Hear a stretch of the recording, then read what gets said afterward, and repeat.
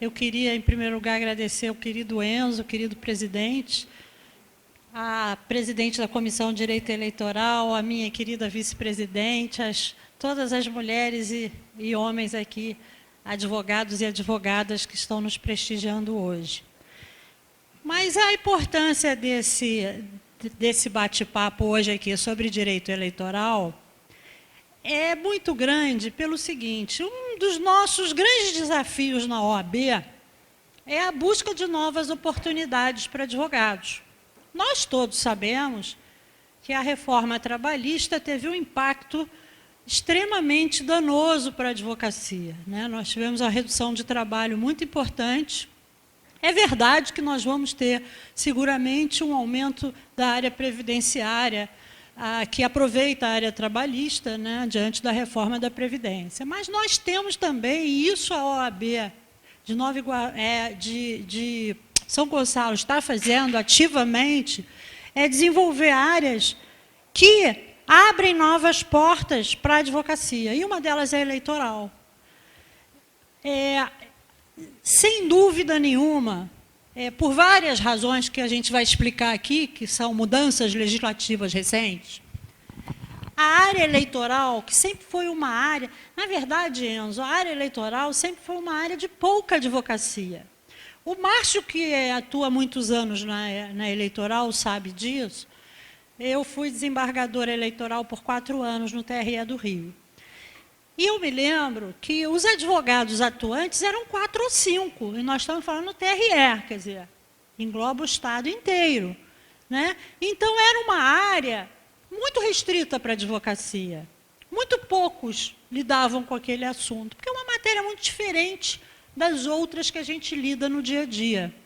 Embora seja simples, é uma matéria realmente com regras muito próprias, né? Algumas regras tradicionais do processo civil não se aplicam ao processo eleitoral. E o direito material eleitoral também tem regras que não são consoantes, sintônicas com regras de direito civil, de teoria geral do direito que nós utilizamos no nosso dia a dia e que nós aprendemos na faculdade. Então, o direito eleitoral é um ramo que, embora simples, muito especializado. E hoje, quando a gente fala de novas oportunidades para a advocacia, a gente fala de mediação, em primeiro lugar, acredito, porque a mediação coringa é um instrumento de trabalho em qualquer área. E, realmente, o Poder Judiciário está investindo na mediação no Brasil inteiro. Então, é uma área, sim, que abre novas oportunidades e já está abrindo. Nós estamos discutindo com o TJ agora a tabela de honorários do mediador. E ninguém será melhor mediador que o advogado que conhece as leis, conhece o procedimento e etc. Outra área que nos dá muita oportunidade nova de trabalho é a advocacia extrajudicial em cartórios. Também é algo que está crescendo muito, até porque as comunidades e as áreas que não têm legalização por uma série de problemas estão sendo negociadas por meio de escritura pública de cessão de uso. Isso também é uma área, também podemos fazer inventário e divórcio em cartório, cumpridas as exigências legais. Então, também é uma área que a gente precisa divulgar para a advocacia a se especializar nela e obter mais atividade, mais emprego e mais remuneração. E eu diria que o direito eleitoral também desponta nessa lista. Daí, eu parabenizo o nosso presidente Enzo, a Comissão de Direito Eleitoral aqui de São Gonçalo, pela iniciativa, porque eu não tenho a menor dúvida que é um excelente mercado. Nós temos necessariamente de 2 em 2 anos eleições. Hoje, o candidato que não se valer do auxílio de um advogado, simplesmente pode não conseguir nem começar pelo registro de candidatura, não é? Pode conseguir nem registrar a sua candidatura, e é uma área que realmente, em todos os municípios, gera bastante trabalho, principalmente agora, depois dessas alterações legislativas que nós vamos tratar aqui. Nós temos, e aliás isso é um defeito do Brasil e não uma qualidade, uma legislação eleitoral muito volátil. Ela muda a toda hora. Ela muda, na realidade, a toda eleição, porque começa pela edição. Toda eleição ela é regulada por uma resolução do TSE, e as resoluções não são iguais, cada eleição tem sua resolução. Então, começa por aí a dificuldade. A dificuldade de estabilidade eleitoral, que é uma das grandes críticas do sistema eleitoral brasileiro, é a falta de uniformidade, de estabilidade e segurança jurídica. Nós não temos, atualmente, espero que a gente consiga alcançar mais segurança jurídica na área eleitoral.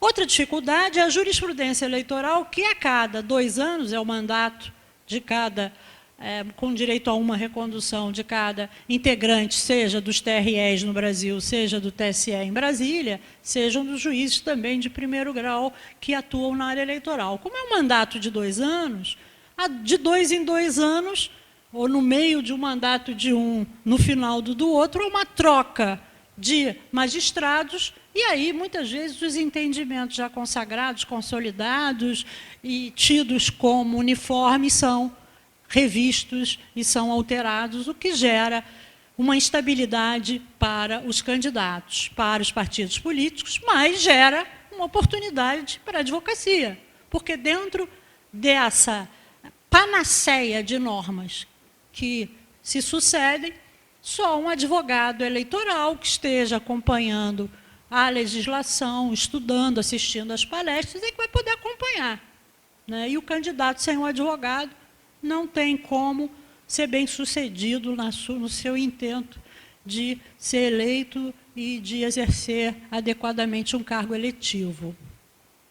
Mas nós temos, dentro desse cenário de estabilidade eleitoral, gente, quem quiser interromper, perguntar, a gente está aqui em casa, todo mundo, somos todos colegas. Então, por favor, interrompam.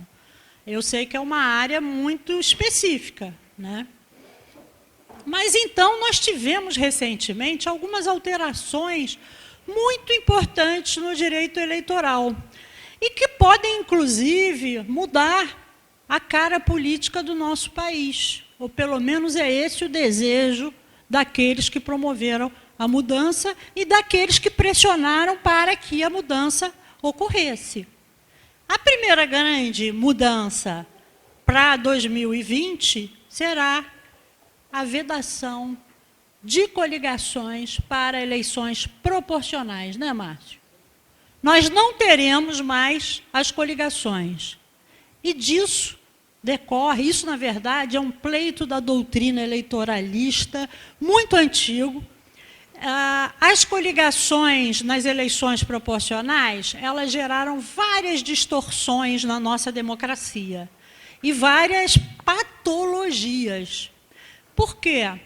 Porque nós acabamos tendo partidos pequenos, sem qualquer ideologia, sem qualquer identidade ideológica, mas partidos que tinham alguma participação no horário da televisão, que sempre foi precioso, e no fundo partidário.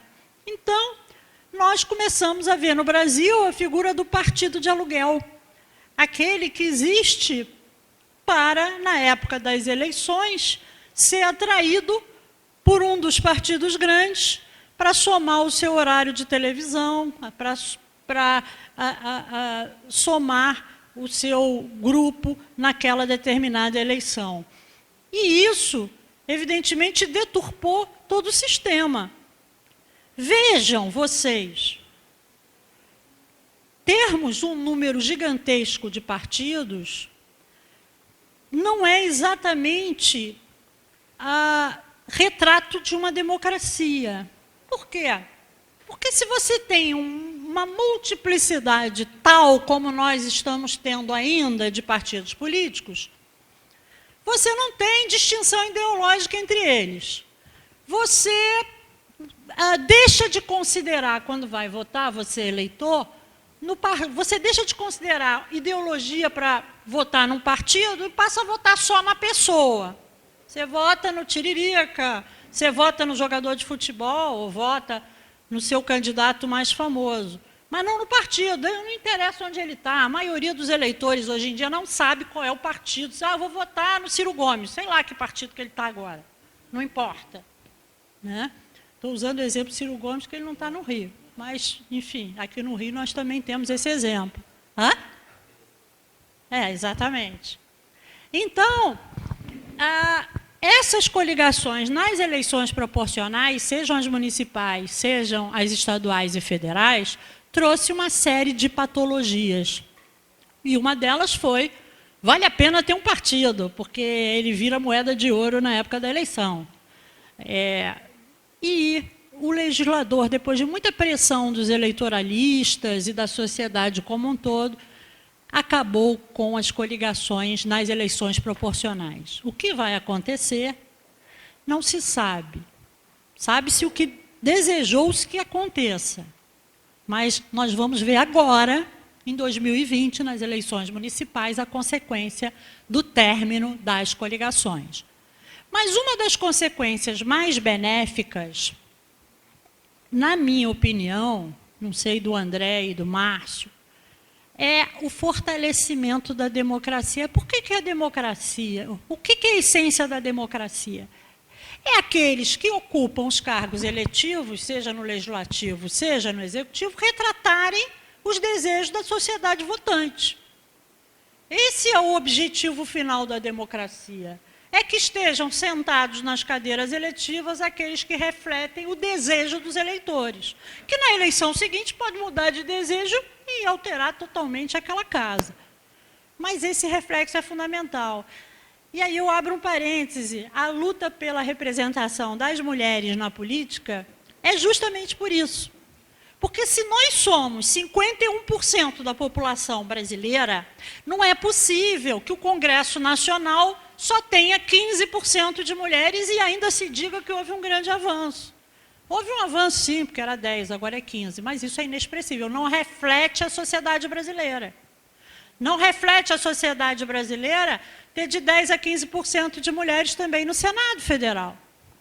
Então, esse é um problema grave. Não? Tá certo.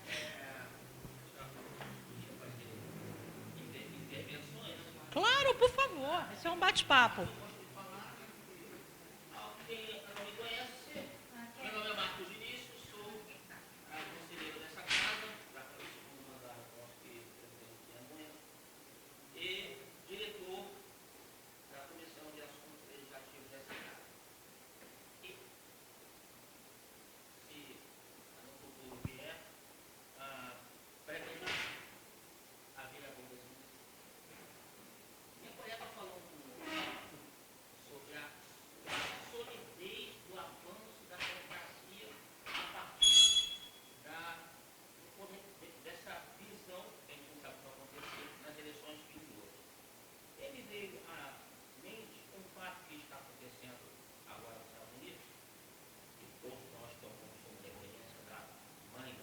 Sim.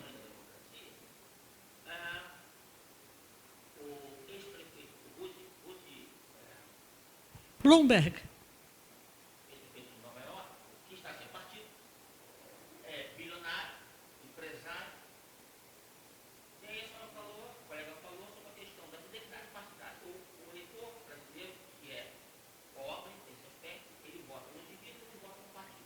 Sim.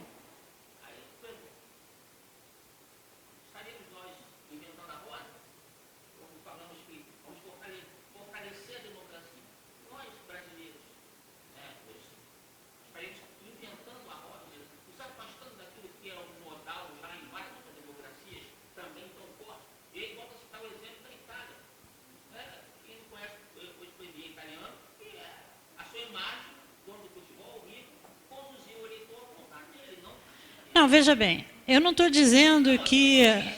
não, eu sei, pois é. Veja, é natural que uma figura emblemática ela tenha uma presença eleitoral importante, forte. Isso é super natural. O que não é natural é o partido não ter absolutamente ideologia nenhuma. Da candidatura avulsa. Vamos lá, é um bom ponto, um ponto importante a candidatura avulsa.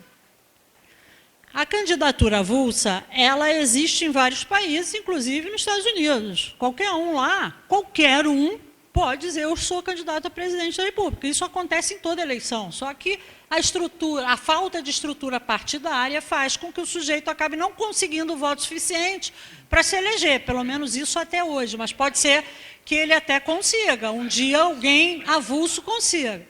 Já no Brasil, eu, particularmente, os advogados eleitoralistas em geral são contra a candidatura avulsa. Eu, particularmente, sou a favor. Eu acho que a gente não pode ter uma prisão partidária. Mas eu acho que, para ter uma democracia adequada, a gente tem que ter partidos fortes, com ideologias distintas ou bem definidas, mas com concorrência dos apartidários. Eu entendo isso. Sim, só que o problema é o seguinte, no Brasil, o ministro Barroso, que é o relator da questão no Supremo, que até designou audiência pública, que vai ocorrer segunda-feira. Aconteceu segunda-feira passada. Ah, querido, eu aceito. Aconteceu segunda-feira passada. Aí isso daí envolve um outro problema. Pode candidatura avulsa no Brasil? A legislação, obrigada. A legislação brasileira, ela veda expressamente que haja candidatura sem partido. Se está certo ou se está errado, ideologicamente falando, é outra questão. Me parece que o grande problema nesse julgamento do Supremo é o Supremo legislar como tem feito. Então, eu sou a favor da candidatura avulsa, mas sou contra o Supremo passar por cima do Congresso Nacional e decidir um tema que claramente a Constituição veda e que claramente não é um tema de violação constitucional de absolutamente nada. Então, sob o pretexto de Estado democrático de direito, o Supremo levanta a questão se pode a candidatura avulsa. Isso, na minha opinião, isso é uma cambalhota, né? Uma cambalhota em cima do Congresso que não é nada republicano e nem constitucional. Mas aí é outro problema, que é o ativismo judicial, que é um problema seríssimo, mas é outro problema.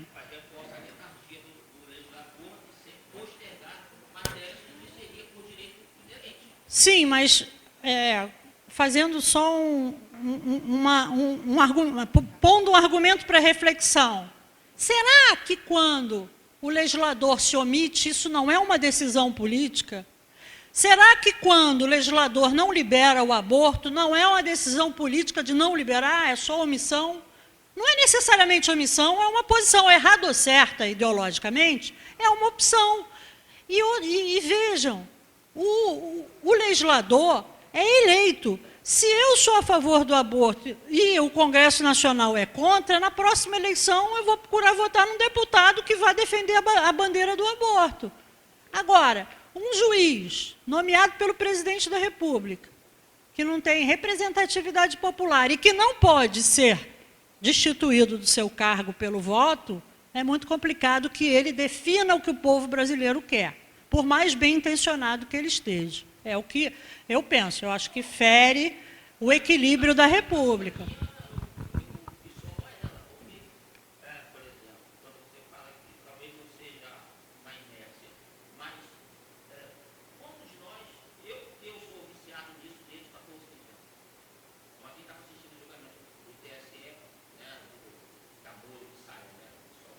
Sim, sim.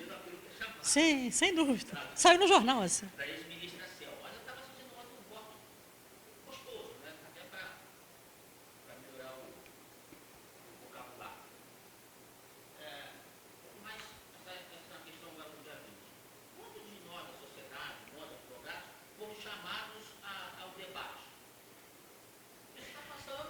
Não, na verdade,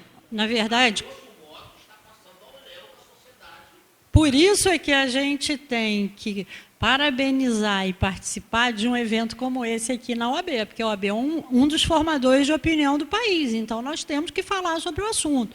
Agora, há audiências públicas, há eventos, só que o problema é que são em Brasília, né? Então, aí fica um pouquinho difícil da advocacia nacional participar. Mas a gente pode, por meio de artigos e de eventos como esse, de publicações na internet, falar do assunto e manifestar opiniões. Mas voltando à questão das coligações, um outro problema que se pretende evitar com a proibição das coligações nas eleições proporcionais, que são das casas legislativas, é a questão do conhecido fenômeno Tiririca. O que é o fenômeno Tiririca? Tiririca, todo mundo sabe que foi o deputado mais votado do Brasil, né, na eleição que ele concorreu, e depois ele ainda renunciou no meio do mandato. Mas, enfim, o fenômeno Tiririca, que era decorrente das coligações, era o seguinte: você vota no Tiririca, ou eu não, mas quem votava no Tiririca, o Tiririca carregava uma penca de coligados que você nunca ouviu falar, que você não tinha o objetivo de que ele alcançasse o Congresso Nacional ou a Casa Legislativa respectiva, mas por meio da coligação e dos cálculos do coeficiente eleitoral, você acabava elegendo, entre aspas, laranjas.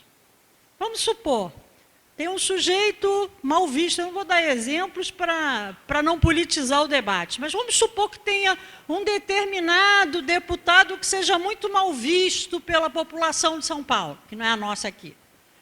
Aí bastava pegar o sujeito, enfiar ele numa coligação do Tiririca, que ninguém queria votar nele, 90% das pessoas não queriam vê-lo sentado na Casa Legislativa, e ele estaria lá porque ele foi carregado pelo Tiririca. E Tiririca é só um exemplo, que tem jogador de futebol, tem ator da Globo. As pessoas com muita exposição ao público tendem a ter muito mais votos, porque elas são conhecidas, elas estão dentro da nossa casa todo dia na televisão, não é? Então, essas pessoas eram uma espécie de candidato âncora, que puxava um grupo junto com ele, pelas regras de cálculo das cadeiras. O partido recebeu, aquela coligação recebeu um número imenso de votos, e aí carregava gente que não se queria que fosse eleito. Então, vejam, a coligação criava uma deturpação na nossa democracia. Por quê? Por meio desse mecanismo, se elegia, junto com um candidato âncora, um monte de gente que não representa e não estava de acordo com os ideais daqueles que votaram no candidato âncora. Agora, sem coligação nas eleições proporcionais, vamos ter a Câmara dos Vereadores, ano que vem, reconduzida ou com novos membros, nós não vamos ter um grande titular de votos carregando um grupo grande de desconhecidos não desejados pelo eleitor. Em outras palavras, ficou cada um por si. Ou seja, o sujeito é do PDT, é candidato, ele vai fazer a campanha dele. E outra coisa, também a legislação nova eleitoral impôs o mínimo de votos para o sujeito sentar lá. É feito um cálculo, até complexo, mas um cálculo que leva em conta o número de vagas e o número de votos de cada partido, para ver se ele atingiu pelo menos 5% do coeficiente. Se ele não atingiu, ainda que ele tenha votos, que ele ganhe de outros, ele não vai sentar na cadeira. Por quê? Porque o objetivo do legislador é que aquele que sente na cadeira realmente tenha sido colocado no cargo pelo eleitor, pelos votos da maioria. Então, me parece também que, ao retirar as coligações e essas candidaturas âncora e inserir um percentual mínimo para o sujeito ser diplomado, para ele obter um número mínimo de participação para ser diplomado, nós aperfeiçoamos o nosso sistema democrático para dar mais força ao voto do eleitor e a quem o eleitor efetivamente quis eleger. Então, de uma maneira geral, sejam os sociólogos, os analistas sociais e os juristas elogiaram essa alteração da mini-reforma eleitoral que acabou com as coligações a partir de 2020, coligações nas casas legislativas, coligação para prefeito, para governador, que são os cargos majoritários, para presidente da República, ainda pode ser feita. Por que pode ser feita? Porque aí é um cargo para ser ocupado por um eleito. Só temos um governador, não temos dois. Só temos um prefeito, não temos dois. Então, aí é produtivo para a sociedade que haja uma reunião de interesses políticos em um nome, em um, dois, três nomes, para que tenha sustentabilidade o governo daquele que foi eleito. Então, também me parece razoável manter a coligação nas eleições majoritárias. Senão nem se governa, exatamente. Tem que ter um mínimo de governabilidade.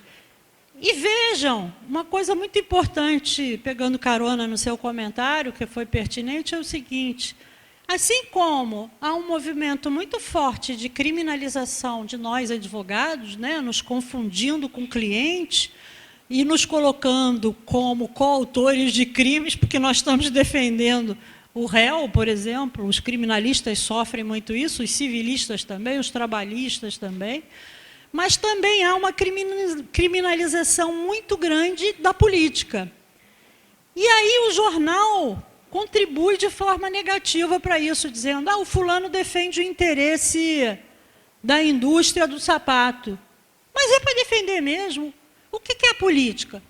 Representantes de vários segmentos que vão, cada qual, defender o seu ponto de vista, e espera-se que seja alcançado um denominador comum híbrido que atinja proporcionalmente, razoavelmente, aquelas forças da sociedade. Então, não tem nada de errado em que o político defenda um segmento, faz parte. Desde que todos os segmentos possam ter representantes, é absolutamente legítimo. Os sindicatos podem se reunir e ter o seu candidato a deputado. Os bancos podem reunir e ter o seu candidato a deputado. Isso faz parte da democracia em qualquer lugar do mundo. Né? Só que aqui a gente teve uma série de distorções que precisam ser aprimoradas. E daí também a necessidade da advocacia se dedicar à área eleitoral, né? Porque é a base do nosso Estado democrático de direito. E é de lá que vão vir todas as leis que a gente vai trabalhar. Não é verdade? Quem é eleito é que vai fazer as leis. E vai fazer as leis de acordo com a representatividade que tiver na sua respectiva eleição. Outra mudança que todos vocês sabem, que foi muito representativa, foi o Supremo Tribunal Federal declarar inconstitucional a contribuição privada de campanha. O que foi mais uma decisão ativista, porque não tinha nada de constitucional a contribuição privada de campanha.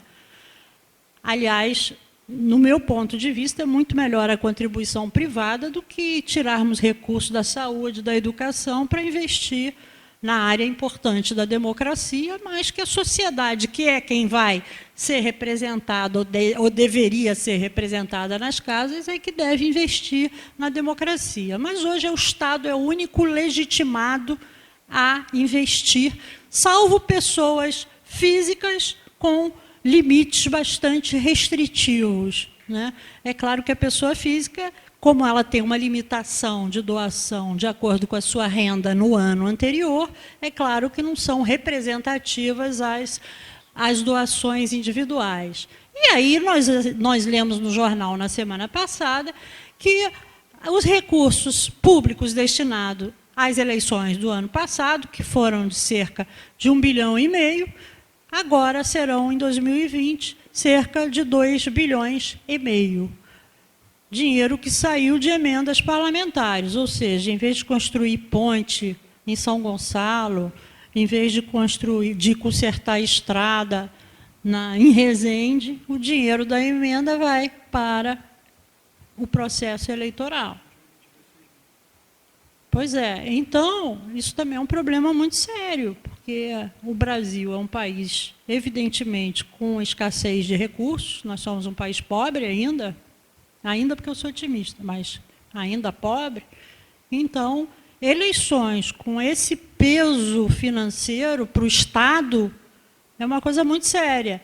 É lógico, gente, que eleição municipal, e quem foi da Justiça Eleitoral ver isso com muita clareza, é muito mais cara do que as eleições estaduais e federais. Por quê? Porque a eleição municipal tem muito mais capilaridade. Nós temos muito mais prefeitos e vereadores, é lógico, o número é muito maior. E é lógico que é muito mais gente para fazer campanha. Então, é evidente que se gasta mais. E aí vem a reflexão, será que essa decisão do Supremo de proibição absoluta de contribuição de campanha é razoável? Outra alteração que eu queria mencionar aqui, antes de passar a palavra para o Márcio e para o André, para a gente conseguir atingir o nosso tempo, é a seguinte, essa tem tudo a ver com a advocacia.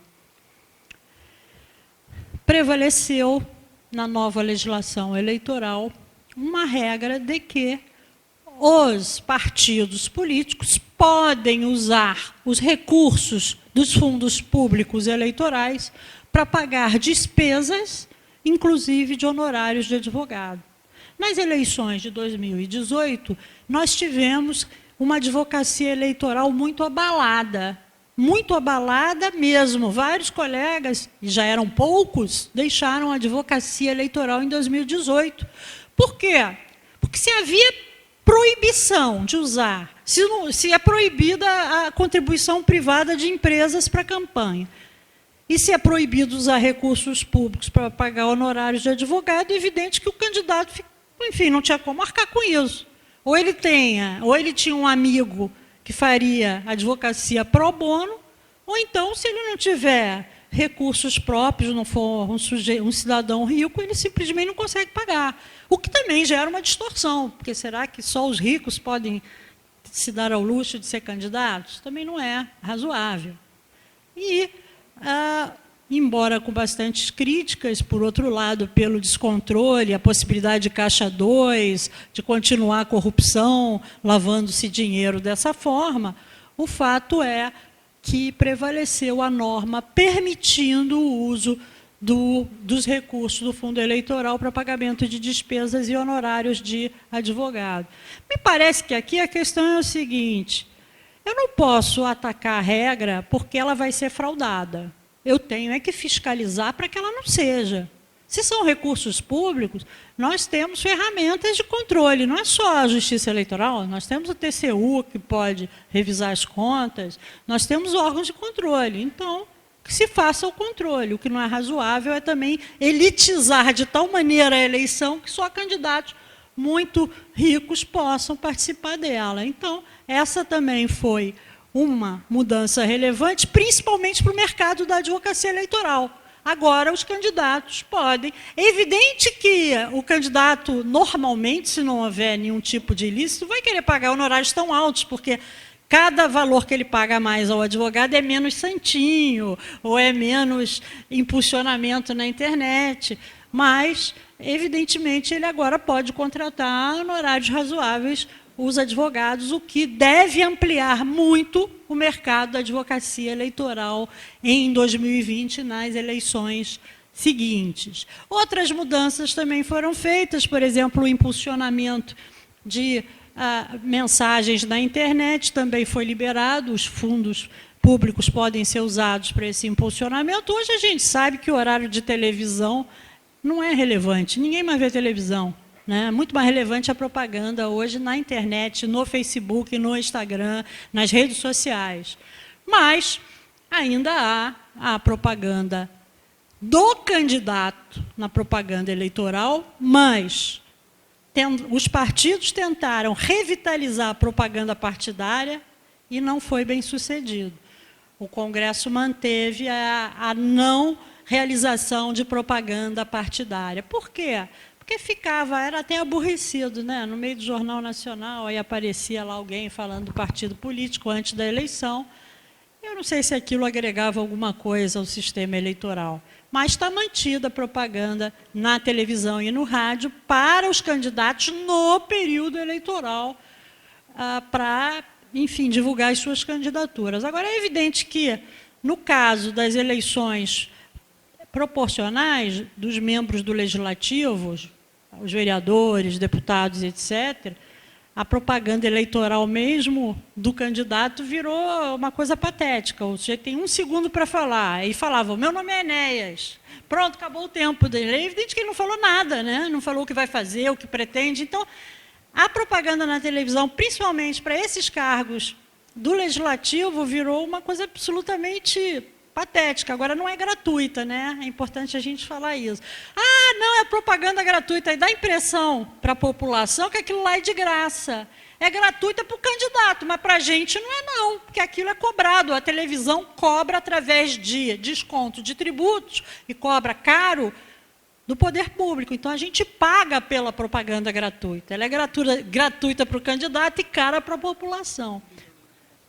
Foi 1 bilhão na eleição passada, o Márcio está informando aqui, 1 bilhão foi pago para, o programa de televisão. Claro, em horário nobre, não vai ser barato, né? E hoje as redes sociais são muito mais eficazes e muito mais vistas do que a televisão. Então, é um gasto que realmente, em algum momento, nós vamos precisar rever, se realmente é o caso de manter a propaganda obrigatória dos candidatos no período eleitoral, ou se vamos passar para a vida eletrônica, que é muito mais barata. Mas há várias outras mudanças, mas a gente quer ouvir também o Márcio e o André, e eu vou passar a palavra para eles. Mas queria enfatizar muito esse ponto. Parabéns a São Gonçalo, ao OAB de São Gonçalo, por marcar esse evento, minha querida presidente, por marcar esse evento, por divulgar essa matéria, porque nós vamos ter, a partir de 2020, uma grande oportunidade de trabalho para a advocacia, né? Muito obrigada, foi uma honra estar aqui debatendo com vocês, e agora vamos ouvir o querido Márcio Vieira.